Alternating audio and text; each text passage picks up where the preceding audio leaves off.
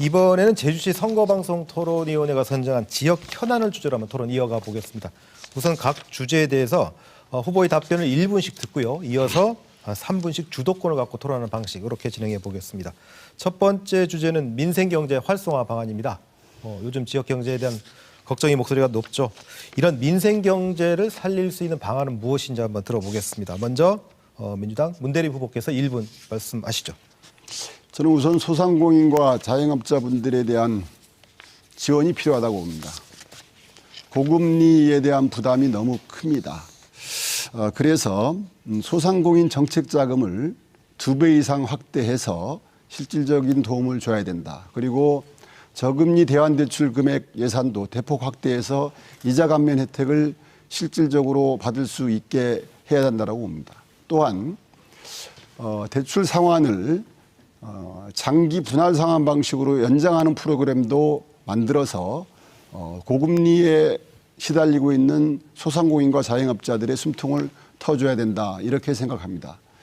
또한 임대료의 지원 그리고 인력지원법들을 만들어서 소상공인들의 경영 부담도 덜어줘야 된다 이렇게 생각하고 있고 판매 촉진을 위해서 지역화폐 예산을 대폭 확대하고 문제가 되고 있는 국가 예산을 상시화시켜서 이것이 소비 전략으로 이어지도록 해야 된다 이렇게 생각합니다. 자, 이번에는 국민의힘 고광철 후보께 답변 시간 1분 드리겠습니다. 네, 우리 문 후보님 제가 답변한 거예요. 1분 동안 발표하시면 됩니다. 제주 경제의 핵심 기반은 농업, 관광, 건설업입니다. 3대 축이 모두 어려움을 겪으면서 제주 경제가 매우 총체적인 난국입니다. 건설업을 살리겠습니다. 제2공항 신속히 추진하겠습니다. 우주항공산업단지나 IT 관련 밸리 등 대규모 국책 사업을 통해 건설 경기 활성화가 필요합니다. 관광산업은 새로운 패러다임 전환이 필요합니다. 다양한 관광 인프라를 구축해 경쟁력을 강화시켜야 합니다. 대안 없이 중단된 들불축제 부활을 검토해야 합니다. 관광청 시설과 서부권 유치가 필요한 이유입니다. 농어업인 위기 극복에 힘쏟겠습니다. 에너지 비용 지원, 폭등한 비료값 부담 완화 등을 위한 지원을 강화하겠습니다. 애월한 국가어항으로 전환시키겠습니다. 네, 시간 다 쓰셨습니다. 자, 지금부터 주도권 토론 들어갈 텐데요. 앞서 마찬가지로 주도적으로 토론을 이끌어 가시되 상대 후보의 답변 시간을 보장해 주시면 되겠습니다. 이 민생경제 활성화라는 주제에서 벗어날 경우는 제가 제지하겠습니다. 자, 문대림 후보께 먼저 3분 드리겠습니다.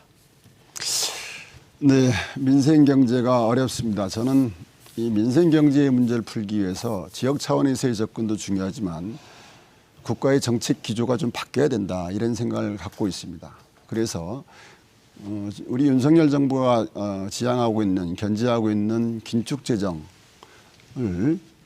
건전재정 부분을 너무 고집하지 말고 확대재정으로 좀 전환시켜서 중소상공인에 대한 지원의 폭을 넓혀야 된다 이렇게 생각하는데 어떻게 생각하십니까?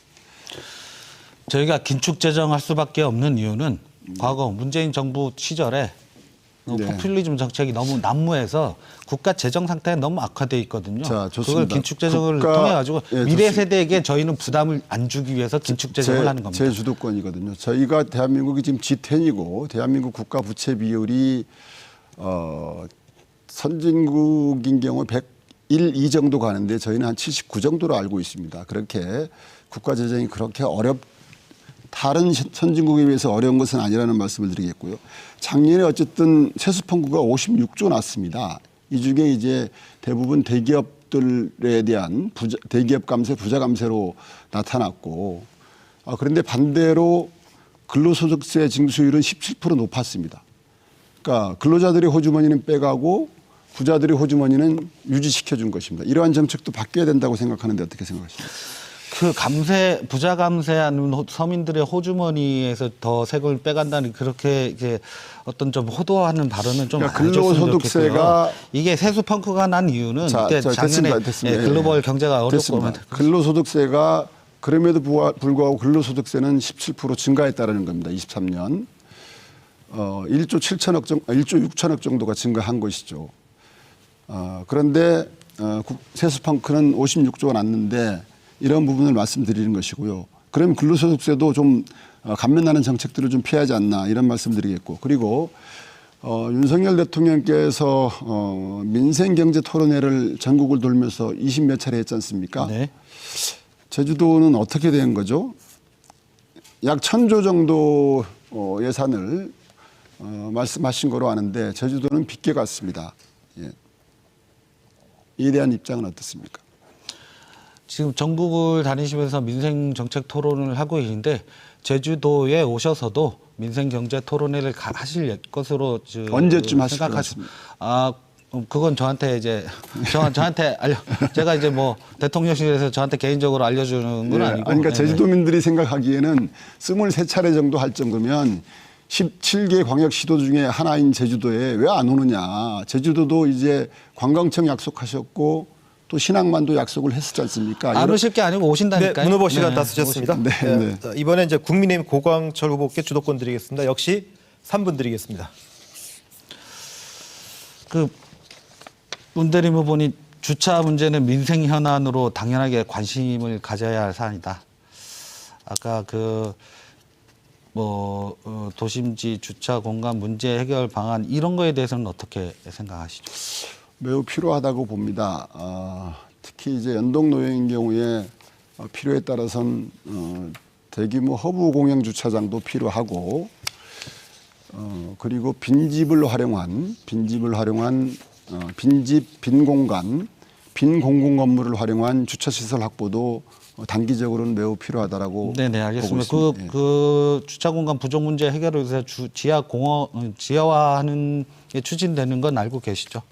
지하화가 추진되고 있습니까? 이거 나중에 한번 확인해 한번 보시죠. 제가 네. 한번 찾아보겠습니다. 그러니까 연동 노영동 도심 주차 문제는 구체적 방안과 정책이 필요하고 특히 예산 조달이 도정 재정 자립도가 낮기 때문에 어떤 이 교통체증을 획기적으로 바꾸기 위해서는 막대한 비용이 투입되거든요. 어떻게 예산 어떤 조달 계획이나 이런 구체적인 방안은 있으신가요? 주차장 그러니까 교통 문제, 도시계획 문제는 기본적으로 지방 사무입니다. 오영훈 도정과 협의해서 제게 일할 기회가 주어진다면 필요한 국비 확보 부분에 대해서 서로 연구하고 예산을 국비 확보는 어떻게 확보할 생각이신 거죠? 관련 예산의 항목을 봐야 되겠죠. 예.